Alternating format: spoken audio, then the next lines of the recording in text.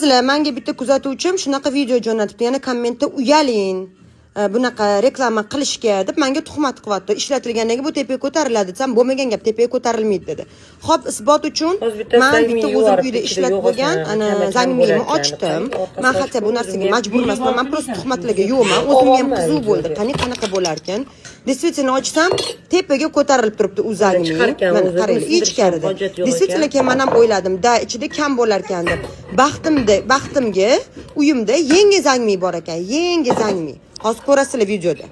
Qani o'zim uchun yengisini ham ochib ko'raman. Qani qatgacha bo'lar ekan. Men o'ylardim, har siqqan sari tepaga chiqadi deb o'ylardim-da. Qani ko'ramiz. Mana yengisi. Qo'lingga ehtiyot bo'l. Boshqa qiladi.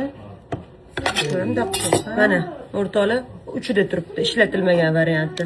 Shuni men hozir anunga isbot qilib beraman. Mana men bu ishlatilgan variantim tepaga ko'tarilatsam bo'lmagan narsa deydi. Ko'zinglarni oldida ochdim. Bu ham zangmi, bu ham zangmi. Shunaqa g'alamiz, po'q tushunmay menga o'zicha video jo'natib men bilan urushmoqchi bo'lganlik atvetda bu. Maqsadi nima? Nima xohlaydi? Men bilmayman. Mana zangmi, mana yengisi. Sirazi ochdim, ko'zinglar oldida turibdi men bitta. Mana men siqilib tepaga chiqqan. Odam omi bo'lsa, birovning ichidan ayb qidirish kerak emas. Spetsional baxtimga uyimda yengi bor ekan, yengini ochdim. Xudoning o'zi sallaga insof bersin. Meni tuhmatda ayblayotganing uchun, aldab sotyapsanlar deyotganing uchun sallaga Alloh insof bersin. Boshingda ro'mol, uyalgin. Uyal menga bunaqa video обращение qilishdan.